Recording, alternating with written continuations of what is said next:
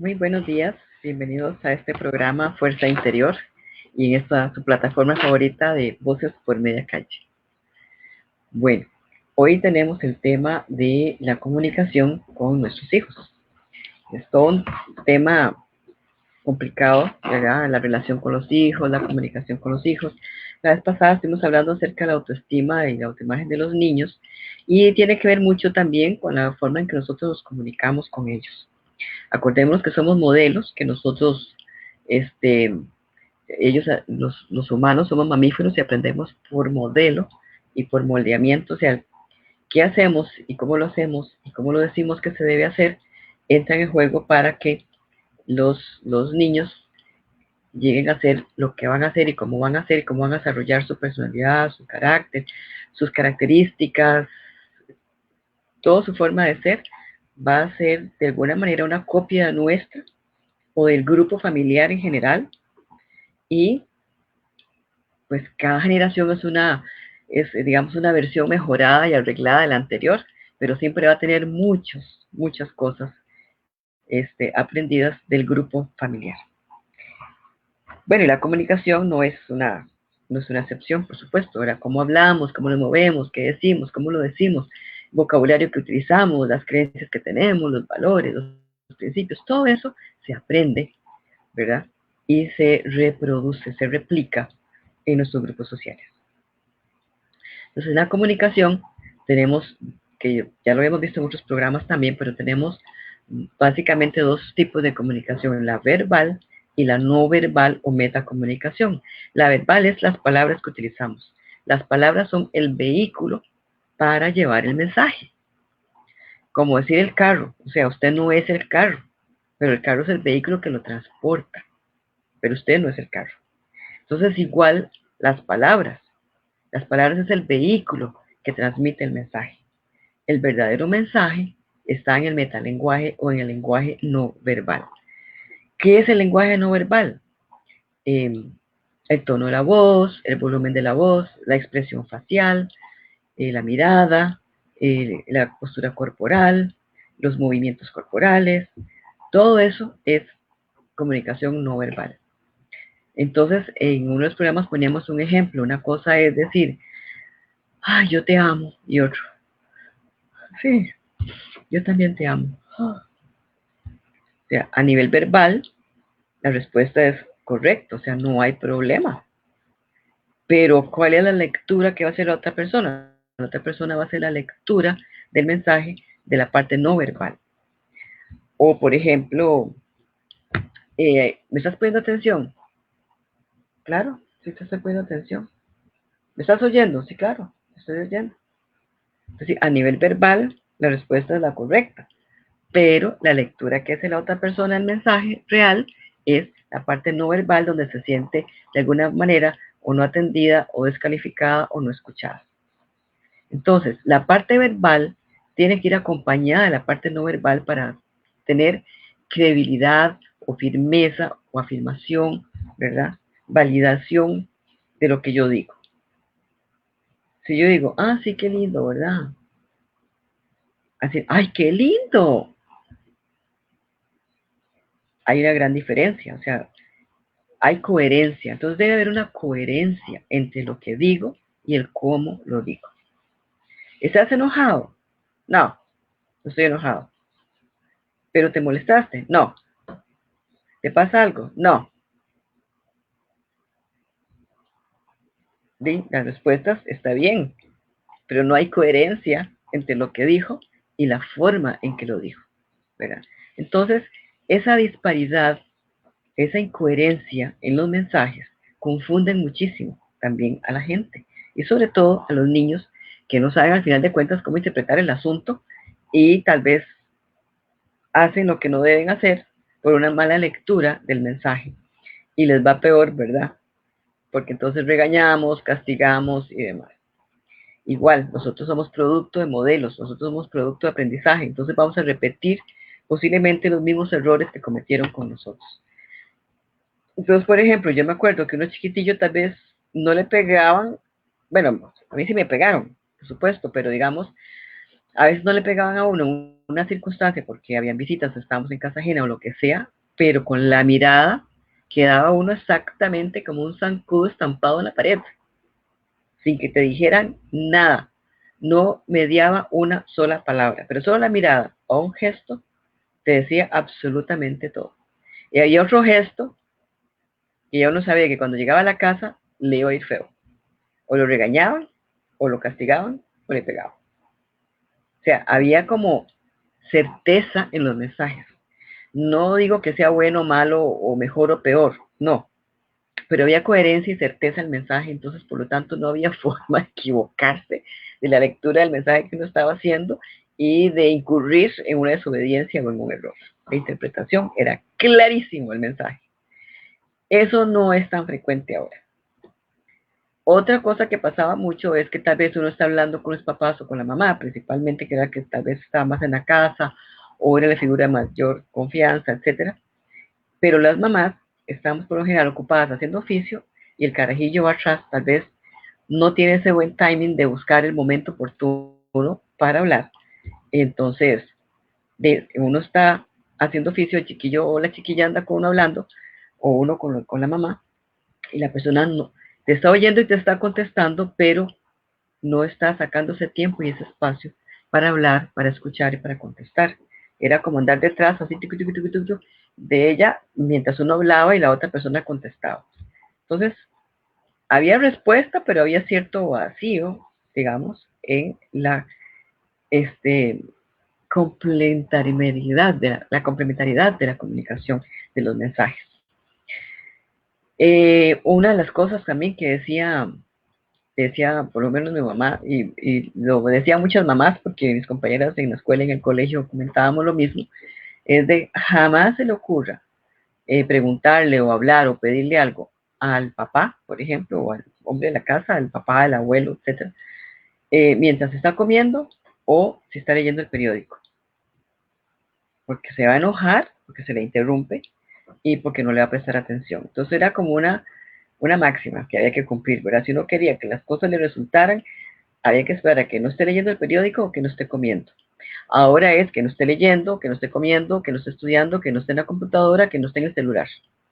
O sea, ahora es más difícil buscar un espacio de comunicación porque parece que los celulares están como pegados como con guamalón en las manos y no se pueden despegar y entonces no hay un espacio y un tiempo para realmente conversar.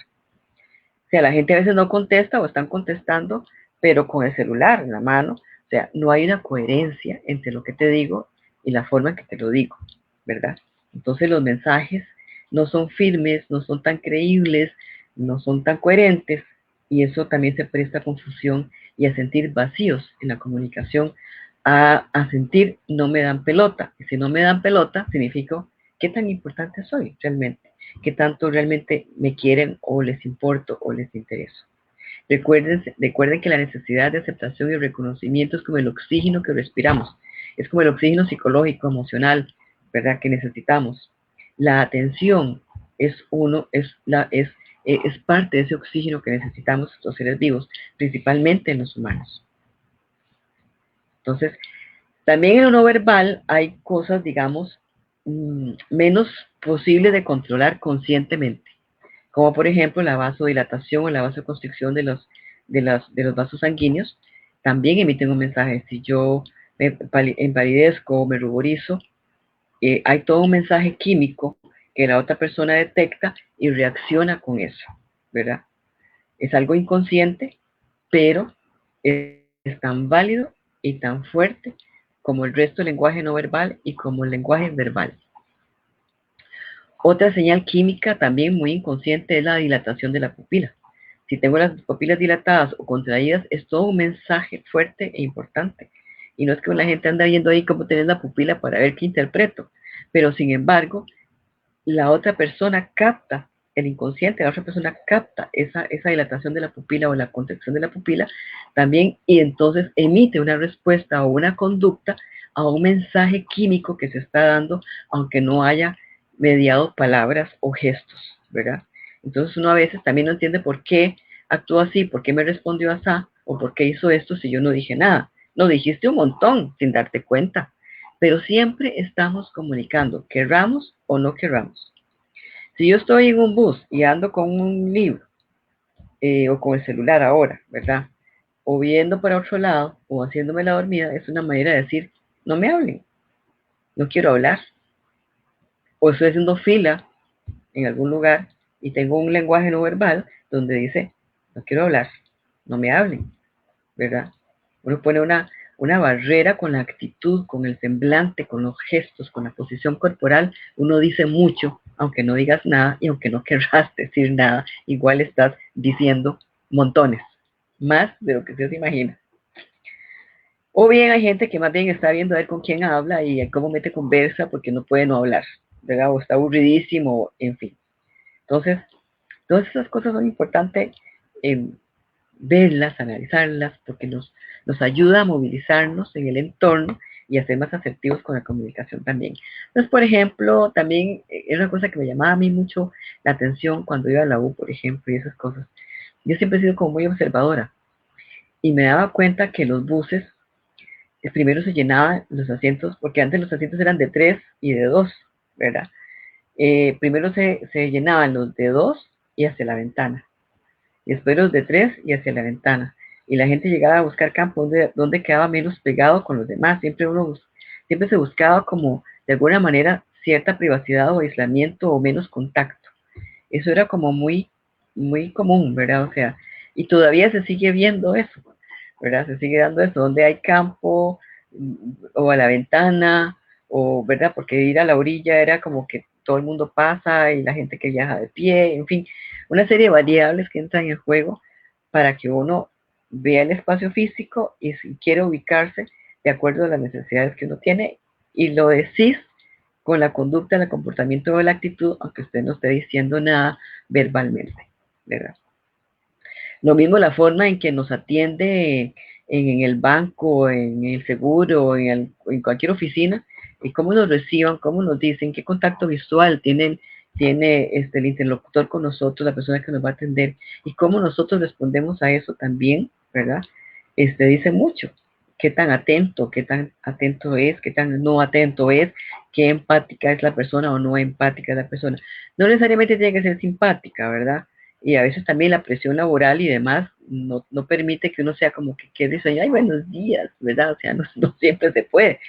Pero hay que tener cierto nivel de gentileza, cierto nivel de amabilidad, o sea, las mínimas normas de urbanidad. Por lo menos ver al interlocutor. Y a veces ni siquiera nos vuelven a ver, ¿verdad? Y la gente ya se molesta o se incomoda y ya entra mal digamos, se va a encauzar mal esa comunicación y esa interacción que va a haber en ese momento. Entonces, es importante saber cómo respondo yo ante eso, cómo me hace sentir a mí eso, ¿verdad? Porque puede ser que a mí me afecte mucho, puede ser que a mí no me afecte nada y todo fluya normalmente. Y puede ser que yo comprenda que la persona está en un muy mal momento, tal vez tuvo un mal día, tal vez pasó algo en el trabajo y no va a tener una actitud como la que yo quiero o necesito. Pero también a mí me pasa. Entonces, ¿por qué yo voy a juzgar a otros? ¿Por qué mejor no trato de ser amable para que esa defensividad que tiene esa persona baje un poco y la comunicación puede ser más fluida? Por lo general, de una vez nos ponemos a la defensiva y a veces hasta la ofensiva y muchas veces innecesariamente y se hace un conflicto que no vale la pena, que no, que no ameritaba. Y llegamos molestos a la casa, irritables, y ahí sigue la bola de nieve creciendo, ¿verdad? Bueno, pues con los niños, con los hijos, pasa exactamente lo mismo. Ya sea en la escuela con los educadores o ya sea en la casa. Pero, como se aprende en la casa, porque es nuestro primer contacto, nuestro primer grupo humano, en el cual nos vamos a desarrollar y del cual vamos a aprender, pues así va a ser el tipo de comunicación e interrelación que los niños van a tener en su entorno. Entonces, si el ambiente es muy hostil en la casa, posiblemente tengamos niños hostiles, inseguros o tímidos, ¿verdad? Y el lenguaje no verbal lo dice, ¿verdad? De cómo se contrae su cuerpo, cómo no es tan expansivo en su proceder, sino que más bien es como encogido en su proceder. Y lo vemos mucho, por ejemplo, también con hombres o con mujeres. Qué sé yo, digamos, si uno va en un bus, los hombres son más desparramados para sentarse, las mujeres como más encogidas. Ya hay todo un lenguaje no verbal que te dice muchísimo acerca de la cultura y acerca del manejo de la feminidad o de la masculinidad, del espacio vital que maneja cada uno. Los hombres son más expansivos y se les ha permitido más espacio vital que a las mujeres. Aunque muchas cosas han cambiado mucho, hay muchas que todavía permanecen, ¿verdad? Eh, si estamos en la pila, en el lavatorio, lavándose los dientes, bueno, un hombre ocupa más espacio, las mujeres ocupamos menos espacio, ¿verdad? Como que cedemos espacio a nivel no verbal, inclusive es algo inconsciente, se nos sale por los poros. Entonces, cómo se manejan muchas cosas en una ciudad, en otros países o en nuestro mismo país, en diferentes lugares, nos dice cómo es el asunto de la masculinidad y la feminidad en general, cómo nos comportamos las mujeres, cómo nos sentimos de libres o no en el ambiente en que estamos, ya sea en la universidad, ya sea en el trabajo, ya sea en la calle, no importa donde sea, ¿verdad? Y cómo es mal o bien interpretado ese mensaje. Entonces, por ejemplo, si una mujer es más liberal, es más expansiva, es más libre, puede ser mal interpretado decir, ah, chica fácil. ¿Cuál no tiene nada que ver con eso? Por supuesto que no, en absoluto. Puede ser que sepa karate y le vaya feo, ¿verdad? Pero es la mala lectura que hay de muchas cosas por la tradición, por el aprendizaje, por todo lo que ha habido a lo largo de los años. Que se irá a ir modificando y cambiando, sí, claro, pero es un proceso que dura de décadas y siglos inclusive, ¿verdad? Todo depende de una serie de variables que entran en juego. Por ya mucho ha cambiado, muchas cosas han cambiado, pero todavía permanecen cosas muy fuertes que nos definen y nos determinan en gran cantidad, aunque no nos demos cuenta. Bueno, entonces, ese intercambio que hacemos con los niños es también tanto a nivel verbal como a nivel no verbal, ¿verdad? Entonces, cómo les decimos las cosas, cómo nos dirigimos a ellos, tiene que ver mucho con lo que hemos aprendido y que tenemos que ir modificando también, ¿verdad? Siempre contestamos a veces con una gran hostilidad porque estamos cansados, porque nos atrasan, porque me distrae, porque no quiero conversar en este momento, que estoy pensando en muchas cosas en mi mente y no quiero ser interrumpida en ese proceso de pensamiento que estoy buscando una solución de algo y llegan y me hablan en el momento menos oportuno para mí, pero tal vez no para el niño. Y el niño no tiene por qué saberlo, no tiene por qué entenderlo.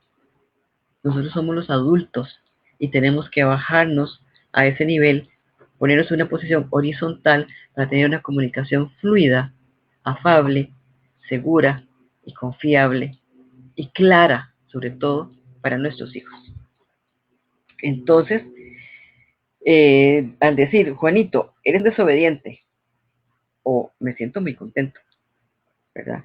Por lo general somos muy eh, más fácil decir las cosas amablemente cuando estamos contentos porque hicieron algo bueno y bonito y sacó buenas notas, se portó bien o lo que sea, que cuando cometen un error, se portaron mal o hay quejas en la escuela o no sacaron una buena nota, se nos suben los apellidos, todo el árbol genealógico y ¡guácata! ¿Verdad? Va la patada voladora.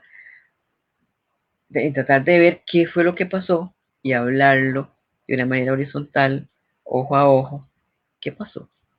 Esto lo hemos estudiado, lo hemos visto. ¿Qué no te quedó claro? ¿O qué te pasó en el momento del examen que sacaste esta nota? ¿O por qué hiciste eso en la escuela y la maestra se enojó y mandó un mensaje? ¿Qué fue lo que pasó? No culpabilizarlos de una vez y regañar sin saber qué pasó.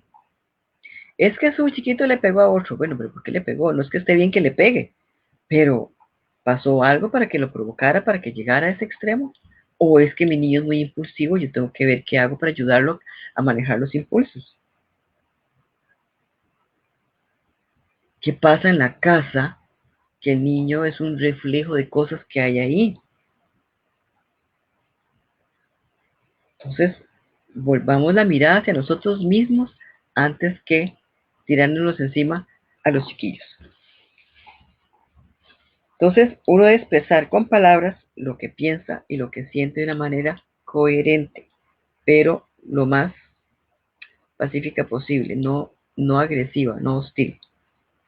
El intercambio de gestos, tales como la expresión de la cara, posturas, movimientos del cuerpo, se le llama, a ver, comunicación no verbal.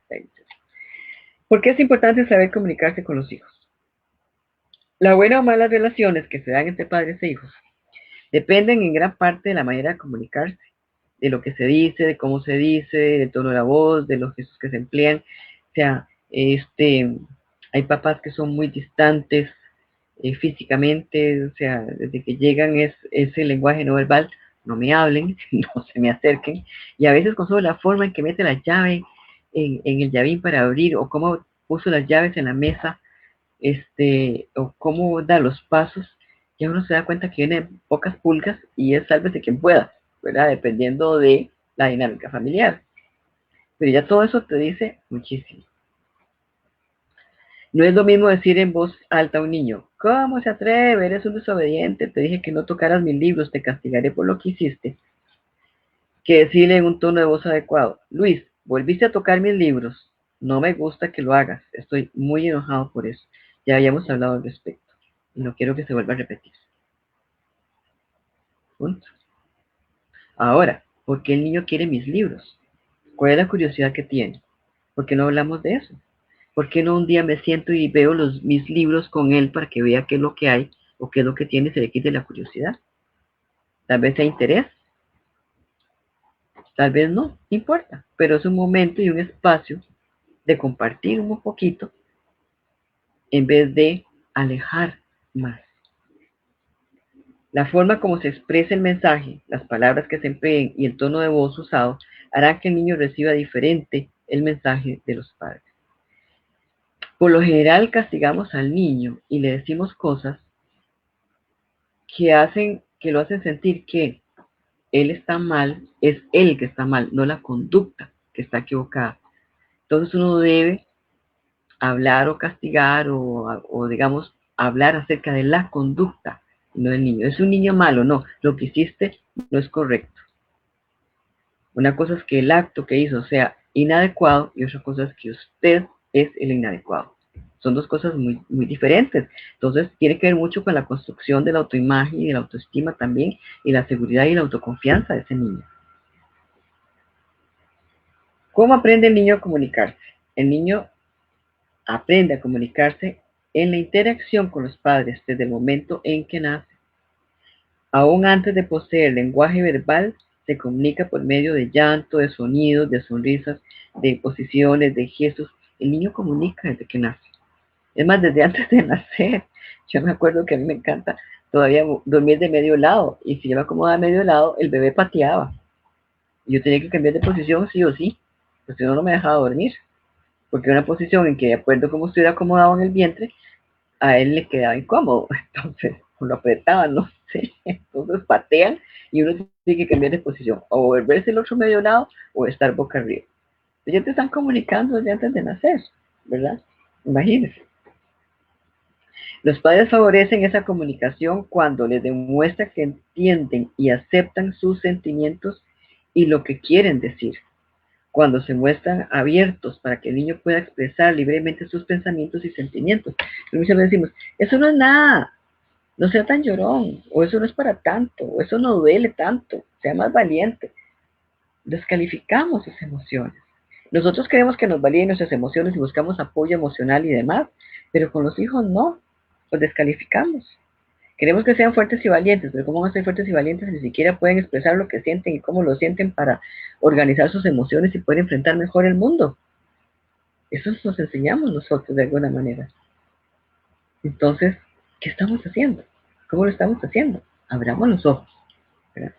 Yo me acuerdo, bueno, la expresión no verbal, ¿verdad? Digamos, si uno está concentrado, preocupado por alguna cuestión, no enojado, tal vez preocupado, muy pensativo, uno tiende a fruncir el ceño, ¿verdad?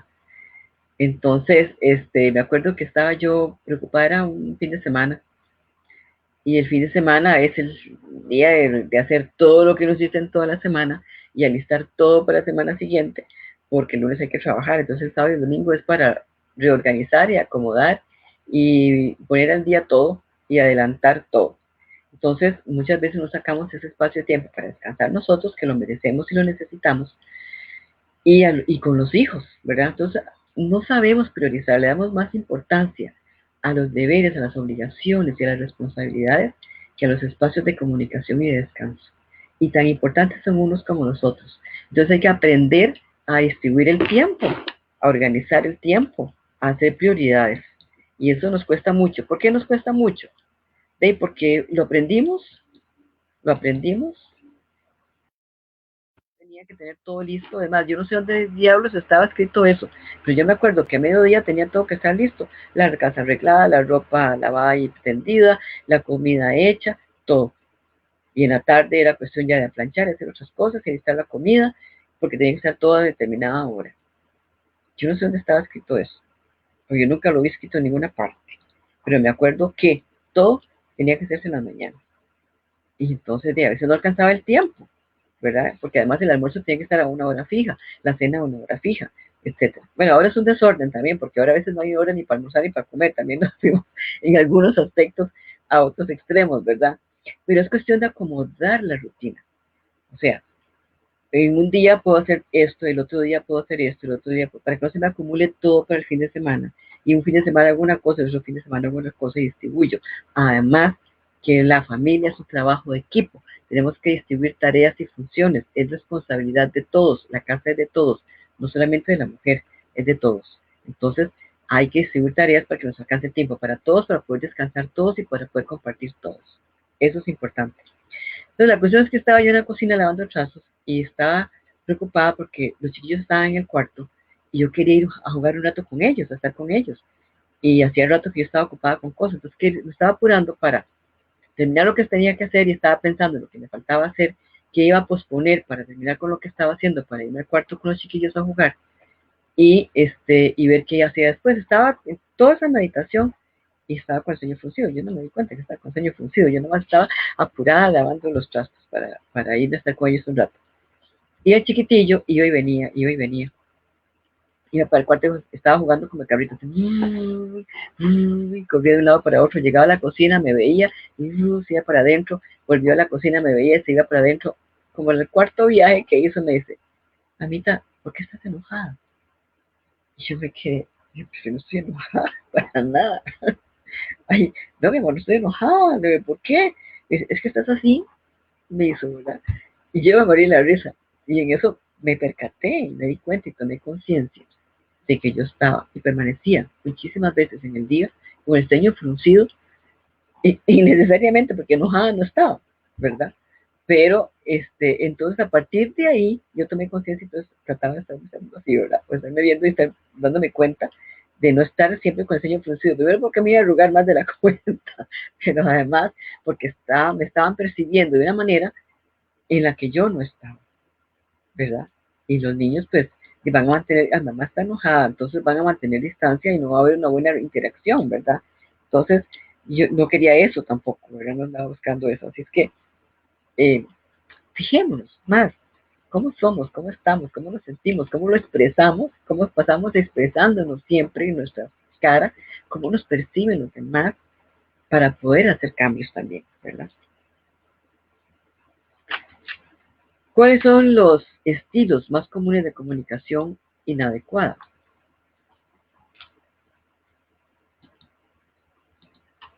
Algunos padres se enfrentan a la comunicación con sus hijos de una manera descalificante. No ponen atención, nunca responden lo que se les pregunta, ignoran lo que se les dice. Eso es una desconsideración y una falta de respeto. Así como nosotros queremos que nos escuchen y que nos respondan, los niños también son personas, son seres humanos, no son diferentes, no son adultos, pero son niños y son personas y merecen respeto, atención y consideración igual que nosotros. No hagas a los demás lo que no te gusta que te hagan a ti, principio universal, ¿verdad? Por lo general, las palabras no guardan relación con el tono de voz, dicen una cosa y al mismo tiempo están diciendo otra. Otros padres asumen un estilo comunicacional sofisticado, lógico, muy razonable, correcto, que no dejan traslucir sus sentimientos, son fríos. El tercer estilo corresponde al padre que trata siempre a complacer, de estar de acuerdo sin exponer opinión madura. Por lo general se sienten culpables de todo lo que pasa, aunque los niños se estén portando mal. Con frecuencia el tono de voz que emplea es débil, se muestra nervioso y frágil, la postura corporal que asume generalmente parece decir no valgo nada, los demás tienen razón, yo soy un inútil. Entonces hay padres muy hostiles, hay padres como muy tímidos, muy retraídos, padres no afectuosos, ¿verdad? Estos padres generan en los niños sentimientos de desprotección e inseguridad, les provocan confusión y temor porque no entienden a qué teme el padre. Por último, están los padres que se comunican con los hijos asumiendo una actitud que los hace sentirse culpables. El mensaje no verbal, esto es, los gestos, las posturas del cuerpo, indican que él es quien manda. Actúa como superior, como jefe o dictador. Por lo general se les observa tensos y el tono de voz es fuerte. Cuando hablan enrojecen, los ojos se desbordan, se desorbitan y alzan la voz, ¿verdad? El efecto de este estilo de comunicación en el niño puede ser de temor al padre. Se siente desvalorizado por él, le genera dudas respecto a sí mismo y también sentimientos de hostilidad. Entonces, por ejemplo, mensajes muy culpabilizadores es yo tanto que hago por vos y vos que no, taca, taca, o sea, no mereces. Muchos de los mensajes que damos a los chiquillos es de no merecimiento. Usted no merece mi cariño porque se porta mal. Usted no merece que me sacrifique tanto por usted porque usted no me corresponde. Usted no merece, bueno, a veces se dice que no merece haber vivido, ¿verdad? O sea, hello, por favor, ¿verdad? Si está aquí, asúmalo. Punto. No los califique. O, por ejemplo, hasta que hagas tal cosa, hasta la otra. No te voy a dar tal cosa, hasta tal otra. Ese tipo de mensajes no solamente descalifican, sino que una sensación de desmerecimiento. Yo tengo que hacer algo a cambio de algo, siempre. O sea, no siempre me valoran o me dan cosas porque sí, porque me aman, sino que todo me lo tengo que ganar. Hasta el afecto me lo tengo que ganar. El afecto no se gana. El afecto se le debe tener siempre. No se cuestiona.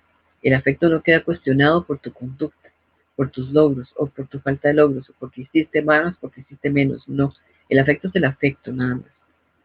Lo demás es guía, orientación, consejo, que haga lo mejor, pero no no en detrimento del amor que te pueda tener.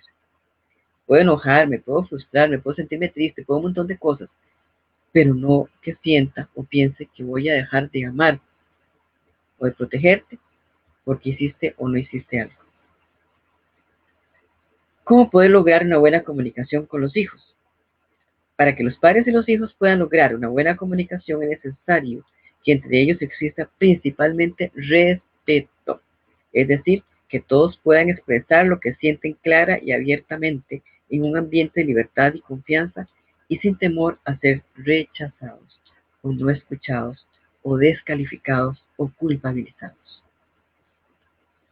Los padres generalmente escuchan con agrado frases como estas: mamá, te quiero mucho, papá, me gusta como eres, mi hermanito es muy bueno, pero les es muy difícil aceptar de labios de sus hijos frases como: mamá, te odio porque me castigaste, papá, eres malo porque fuiste injusto conmigo, quiero que se muera mi hermanito. Normalmente los padres, en lugar de respetar y aceptar los sentimientos de enojo, rabia u odio de los niños, reaccionan con estas expresiones. ¿Cómo te atreves a pensar eso de tu padre? Tú no debes decir semejantes cosas, o eres un mal hijo por decir eso. O sea, no es que lo que dijo sea bonito o no, fue honesto lo que expresó, ¿verdad? Entonces, ¿por qué? ¿Qué fue lo que lo hizo sentir así? Hablemos de eso, ¿verdad? Mira, entonces, con estas frases los padres producen sentimientos de culpa y de hostilidad, logran que el niño se sienta desvalorizado y que se considere una persona mala por decir esas cosas. Podemos respetar y aceptar sus sentimientos con frases como: sé que estás muy enojado con tu papá porque te obligó a obedecerlo, pero era importante indicarte tal cosa, o era importante que entendieras tal cosa, o era importante que no hicieras tal cosa. Entiendo que no quieras a tu hermanito porque crees que ya no te quiero, pero yo los quiero a los dos. Lo que pasa es que él es más pequeño y entonces tengo que necesita, como cuando eras vos pequeño también, yo hice lo mismo. Y explicar. O sea, los niños se enojan por algo y tienen derecho a enojarse también. Y nosotros, por ejemplo, llegamos y decimos: es que el jefe es un tal por cual, o esa vieja que me atendió, no sé qué, no sé cuánto.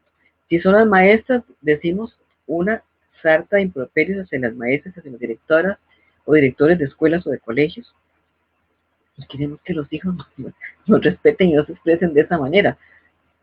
Pero, ¿qué les estamos enseñando? ¿Qué estamos enseñando con respecto a las figuras de autoridad? Si estamos en desacuerdo, opinamos mal de las maestras, de los profesores o de los directores, hablemos con ellos o hablemos entre los adultos cómo vamos a resolver eso, pero no expresemos de esa manera delante de los chicos porque son sus educadores, son sus maestros, son sus profesores, son sus directores, son sus signos de autoridad que ellos tienen que aprender a respetar y a valorar. No necesariamente tienen que estar de acuerdo con ellos o no, pero no agredirlos tampoco, ¿verdad? Entonces, si queremos hijos respetuosos, nosotros tenemos que dar ejemplo de respeto. Si se recurre a esas expresiones, el niño podrá aceptar sus sentimientos como normales o naturales y evitará en él los sentimientos de culpa, de hostilidad, de odio, de rencor. Va a aprender a manejar las emociones y a entender principalmente que no lo han dejado de amar o de aceptar tal y como es. Otro punto importante para lograr una buena comunicación con los niños es escucharlos con atención, verlos a los ojos. Al escucharlos con atención se les enseña que se comprenden sus sentimientos, tanto los que expresan verbalmente como aquellos que sin decirlos demuestran con sus gestos, movimientos, expresiones de cara, etc. Se prueba que se sabe escuchar con atención a los hijos cuando se deja de lado los sentimientos y pensamientos propios para atenderlos con tranquilidad al hablarles, se les mira a los ojos, no se les interrumpe mientras hablan, que eso es algo que también hacemos muchísimo. Se les interrumpe, no han terminado de hablar y ya hasta los aconsejamos o regañamos innecesariamente. O sea, siempre terminamos como la frase como estilo regaño, siempre. Bueno, por un lado porque es lo que aprendimos probablemente y no lo hemos modificado. Tenemos que ser más atentos a nosotros mismos para modificarnos. Si yo quiero resultados diferentes, yo tengo que hacer cosas diferentes. Para lograr una buena comunicación con los hijos se necesita también emplear un lenguaje fácilmente comprensible, es decir, que los mensajes que se utilicen no se presten a falsas interpretaciones o contradicciones. No se deben emplear palabras difíciles para dirigirse a un niño pequeño. Por ejemplo, Juan, tienes celos de tu hermanito porque te sientes desplazado. El chiquito no conoce esa palabra. Cuando lo apropiado sería, Juan, yo sé que te sientes enojado con tu hermanito porque piensas que yo ya no te quiero o que lo quiero más. Pero no es así, mi amor. Es esto, esto y esto y esto. Se explica, ¿verdad? O, por ejemplo, va a tener un hermanito, entonces ya todo el mundo empieza, los adultos, ay, le van a quitar el campo, ¿verdad?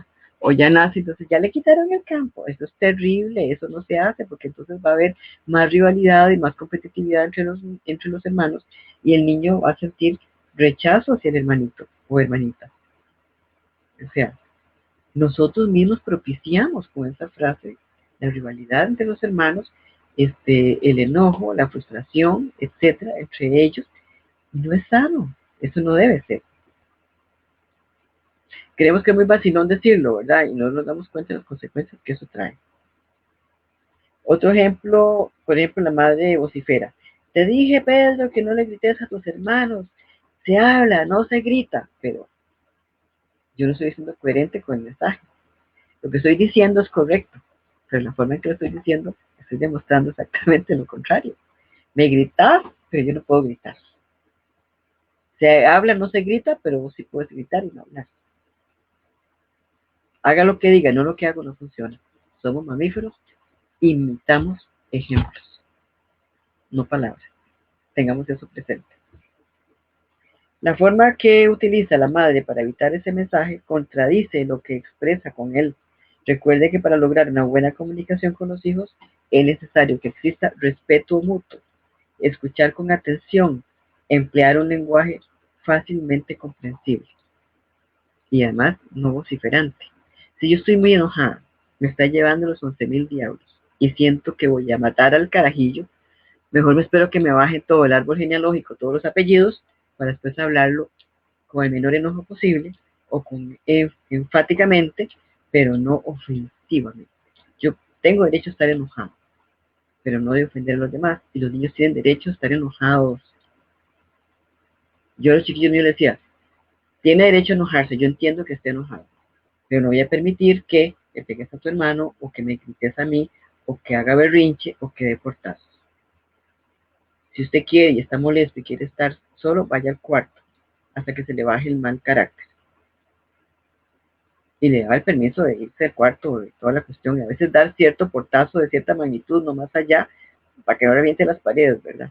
O sea, tiene derecho a expresar el enojo, de alguna manera tiene que expresarlo. Y sí, bueno, sí, tienes toda la razón de estar enojado, o entiendo por qué estás enojado, pero no es bueno que hagas esto. Hágalo de esta manera, desplácelo de esta manera. Entonces, hay técnicas de desplazamiento del enojo, de la frustración, del dolor, del sufrimiento, del llanto, de todo. Juguemos, hagamos de vez en cuando guerra de almohadas, por ejemplo, escondido, lo que sea, y nos dejamos ganar. Eso es importante. Eso lima perezas y nos pone una relación de horizontalidad. No compitamos con los chiquillos para ganarles y que se sientan tontos además y que somos como insuperables. No, hagámoslo sentir que nos pueden ganar de vez en cuando en algunas cosas. Y que a raíz de una guerra de almohadas o de, no sé, eh, con la manguera, chorros de agua y demás, ahora que estamos en verano, que se puede hacer esas cosas, igual con agua, que nos mojen, que es, sentir que nos ganaron en algo. A veces ayuda a limar asperezas y a sentir cierta horizontalidad. Y no perdemos la autoridad por eso y nos vamos a deshacer por eso. ¿Cómo aceptar verdaderamente los sentimientos de los hijos? Una cosa es decir, sí, yo acepto a mi hijo, y otra es hacer sentir esa aceptación. La mayoría de los padres cree que la aceptación es una cosa que se dice, que se siente, que se piensa, pero la verdadera aceptación es la que se demuestra. Ejemplos, no palabras, hechos. ¿Cómo demostrar aceptación a los hijos de manera que ellos se sientan por medio de un mensaje no verbales como una postura tranquila y serena al hablarles, un contacto físico tal como una caricia o una palmadita en los hombros, etcétera? A veces solamente el intercambio de miradas y de sonrisas es suficiente. Mover la cabeza afirmativamente, usar el silencio oportuno para hacer sentir al niño plena aceptación y escucha, eh, el desear escucharlo y tomar el tiempo necesario para hacerlo. Otras formas de demostrar aceptación es por medio de frases simples y sinceras como entiendo lo que te pasa, Juan. Comprendo lo que sientes en estos momentos, María. Ana, sé que te encuentras muy enojada por lo que ha sucedido. Cualquiera que ellas transmita comprensión e interés, es decir, se entienden sus sentimientos y se los acepta. También se expresa aceptación al no censurar, juzgar o hacer comentarios personales. Por ejemplo, eh, Carlos, nuevamente tuviste problemas en tu escuela. Entiendo cómo te sientes. ¿Me puedes explicar qué pasó? Otra vez, Carlos, siempre el mismo es obediente. Ya estoy cansada de escuchar las quejas de tus maestros. Hay una gran diferencia entre una y otra, ¿verdad? Hay que ver qué está pasando con ese niño, por qué se está comportando de manera que se está comportando, por qué mandan quejas, qué es lo que siente que él les incomoda, tal vez está llamando la atención, tal vez no sabemos, algo está pasando. De gratis le puedo asegurar que no es. Al enviar este mensaje del primer ejemplo, se le transmite al niño interés por saber las verdaderas razones de su comportamiento y sobre todo se expresa aceptación y comprensión al ponerse en su lugar. Recuerde hacer sentir al niño que es aceptado. Es tan importante como hacerlo sentir que es amado.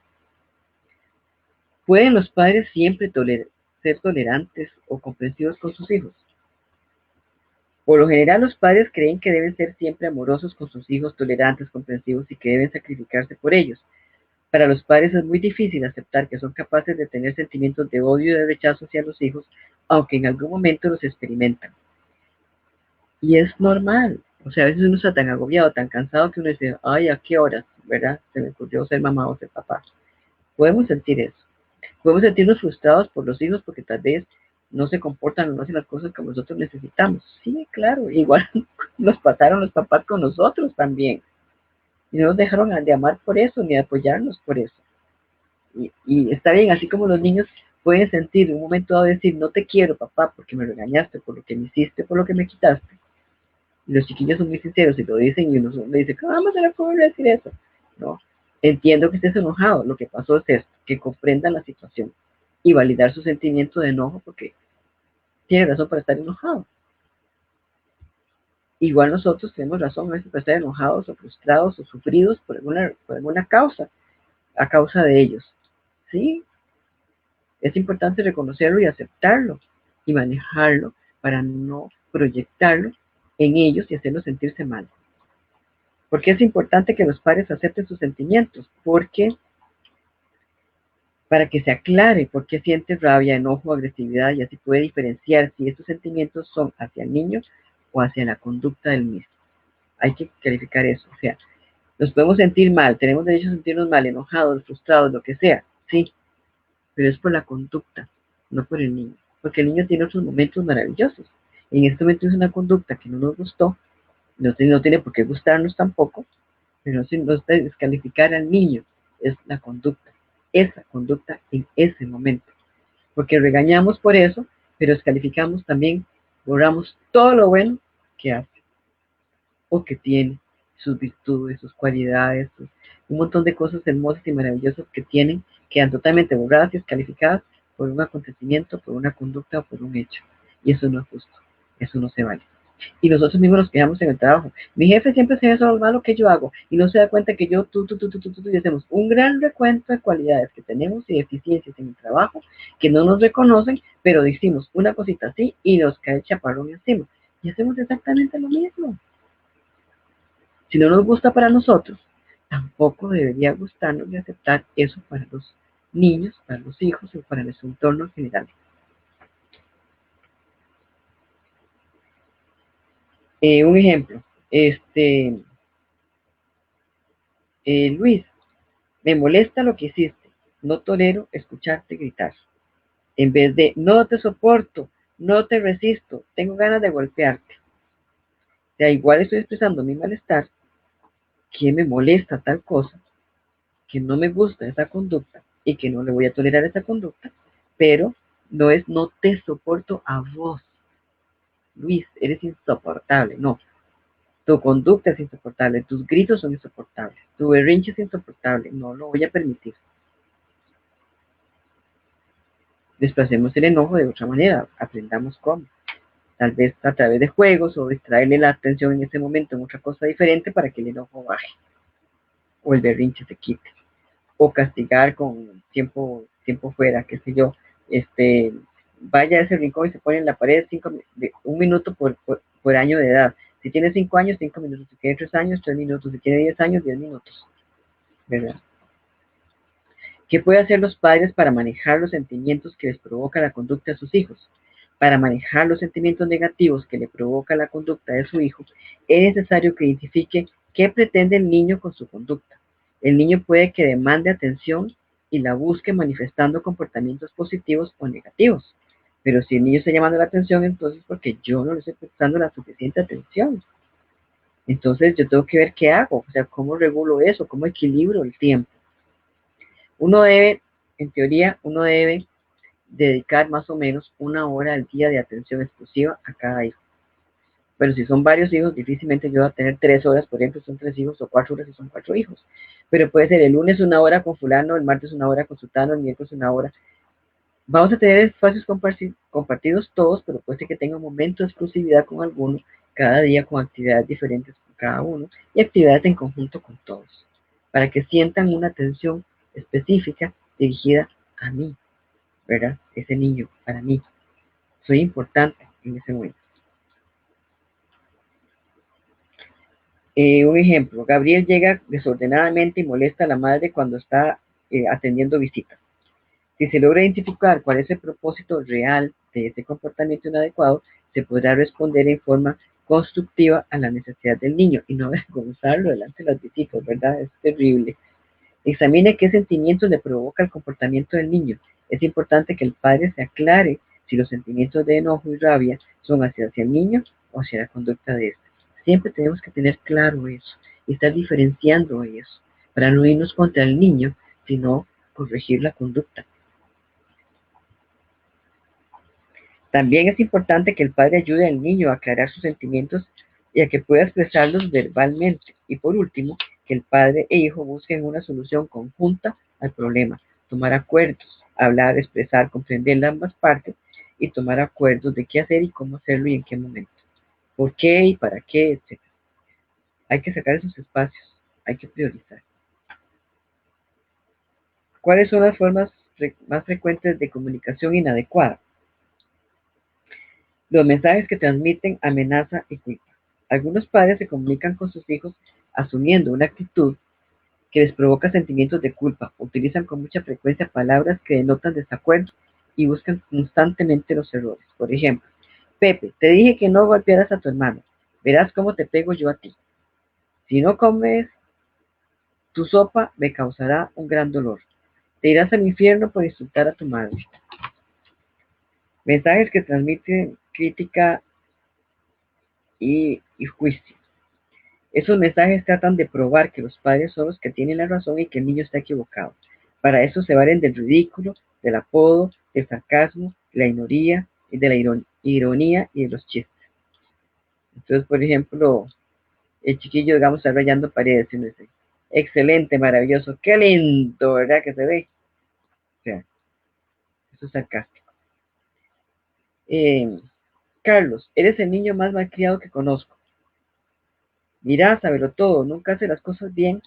Me avergüenzo de ti, Carmen, eres una mala hija. Pepe, eres un maestro destruyendo cosas. Esas expresiones transmiten crítica, juicio, descalificación, ridículo, sarcasmo, ironía. Los padres que utilizan estos tipos de mensajes no se dan cuenta de que sus comentarios son invitaciones que mueven a un contraataque, bloquean la comunicación, les produce vergüenza, humillación y les baja la autoestima. Estos mensajes tienen efectos destructivos, los hacen sentirse despreciables, incapaces, malos, indeseables, estúpidos. Sienten que sus padres no les tienen ninguna consideración y que ellos no son capaces de hacer nada bien. Eso les da inseguridad. Mensajes, y estos queremos que sean exitosos en la vida. Mensajes que transmiten sobornos, falsas promesas y mentiras. Los sobornos son mensajes de la forma sí, entonces. Si comes las verduras, te dejaré ver todos los programas de televisión. Si dejas de pegarle a tu hermanito, te compraré un juguete nuevo. Siempre le condicionamos todo. Este tipo de mensajes comunica al niño que se duda de su habilidad para cambiar o de su capacidad para obedecer. Las falsas promesas como te prometo que te daré todo lo que pides si ordenas tu cuarto. Te compraré el barco más grande del mundo si dejas de jugar con esta maldita pelota. No es cierto que lo vamos a hacer. No es real. No lo vamos a cumplir. Son promesas incumplidas. Entonces, peor todavía porque perdemos credibilidad nosotros como figuras de autoridad ante ellos. Tienden a crear en el niño falsas esperanzas, pues se dicen que el único fin de que él complazca a sus padres. Las recompensas, a diferencia de tales promesas, de esas falsas promesas, los sobornos y mentiras son una gran ayuda para los niños y resulta más agradable cuando no son anunciadas. Ellos representan reconocimiento y aprecio, mensajes que cortan la comunicación entre padres e hijos. Andrés, no quiero que me dirijas la palabra, estoy muy molesto por lo que hiciste. Cállate, estoy hablando con tu madre. Silencio, te dije que no me gusta que me interrumpas cuando veo mi programa favorito. Carlos, ya sé lo que me dirás, mejor no hablemos. Estos padres enfrentan la comunicación con sus hijos de una manera que los descalifica y rechaza.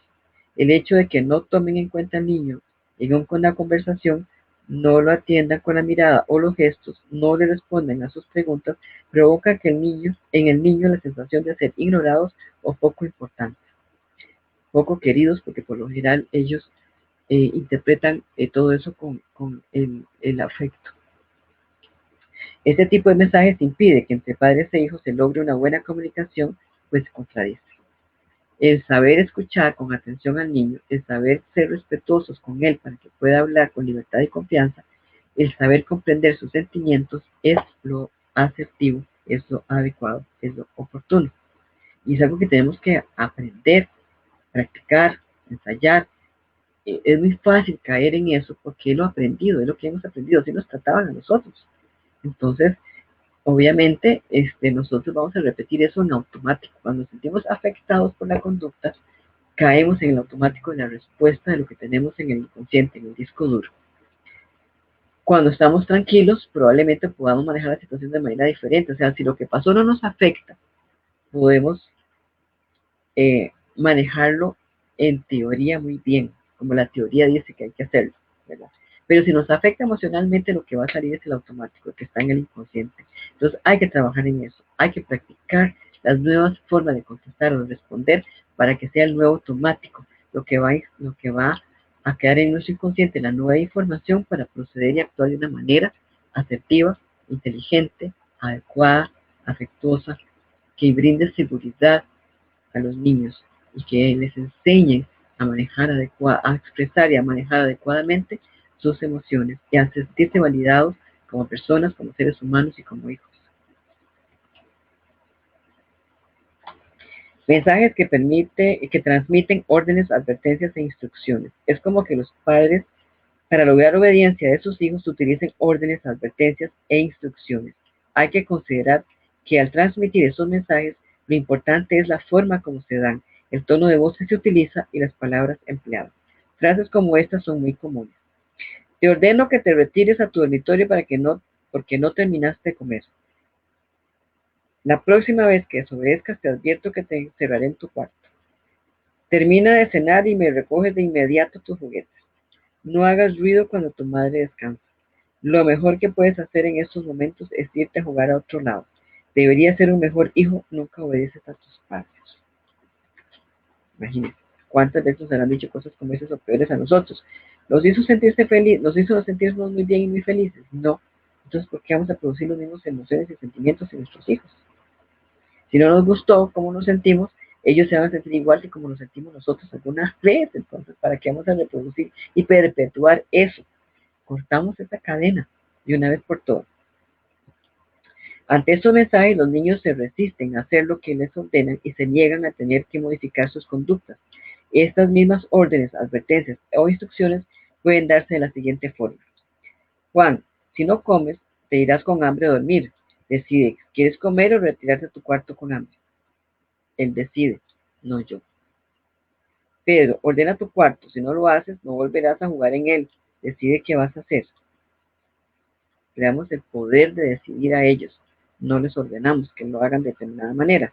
Tiene que complacerme a mí. No, usted ve cómo hace usted. Pepe, cuando termines de cenar, no te olvides de recoger tus juguetes. Juan, me siento muy molesto cuando me haces ruido mientras descanso. Mira, Fernando, en estos momentos estoy conversando aquí en la sala. ¿Puedes ir a jugar a otro cuarto? Juan, quiero que tú mismo decidas entrar a recoger todas las herramientas de carpintería o que yo no te las devuelva o no te las vuelvo a prestar. Recuerde, los mensajes inadecuados más utilizados por los padres son mensajes que transmiten al niño amenaza y culpa, mensajes que transmiten crítica y juicio, mensajes que transmiten soborno, falsas promesas y mentiras, mensajes que cortan la comunicación, mensajes que transmiten órdenes, advertencias e instrucciones. Ese es como el resumen de los tipos de comunicación no asertiva e inadecuada y que maltrata a los niños y a los adolescentes, o sea, a los niños en general de 18 para abajo. Sin embargo, ese tipo de comunicación y de frases también perjudica la relación y la comunicación y la imagen entre los adultos, ¿verdad? Pero como somos los adultos y estamos formando niños, pues entonces es importante tomar esto en cuenta. Pero es tan válido en la relación y la comunicación, tanto entre adultos como de adultos hacia los niños o hacia los menores en general. ¿Cómo pueden saber los padres que la forma de comunicarse con sus hijos no es la más adecuada? Al analizar estas expresiones. Tú eres el niño más travieso que yo conozco, por eso ya no te quiero. Tú nunca haces las cosas bien. Usted cállese, estoy hablando con su madre. Tú haces el bebé, te haces el bebé para que yo te preste atención. Tú no quieres a tu hermanito, por eso te voy a golpear. Se puede ver que generalmente los padres al transmitir estos mensajes lo hacen con un tono acusatorio, o sea, con un gestito y un tonito realmente insoportable. Somos insoportables a veces. Se puede ver que generalmente, bueno, ya, en un tono acusatorio. Estos mensajes son interpretados por los niños como una evaluación de ellos. Siempre se les está diciendo lo que hacen mal, que no son dignos de afecto, que son merecedores de castigo, que no hicieron esto o aquello. Todo esto les provoca resistencia y más rebeldía. les baja la autoestima y los hace sentir despreciables o indignos del cariño de sus padres y de todo el mundo, ¿verdad? Andan buscando cariño en todas partes para ver quién me quiere, o confirmando que no son merecedores de cariño y se portan mal en todas partes para confirmar que de verdad son malos. Porque nosotros nos vemos en ese espejo llamados los demás, que veo reflejada mi imagen. Si la imagen que yo siempre veo reflejada es de que soy como el demonio de Tasmania, pues yo voy a buscar mi imagen de demonio de Tasmania en todos los espejos en los que me mire, dentro y fuera de mi casa.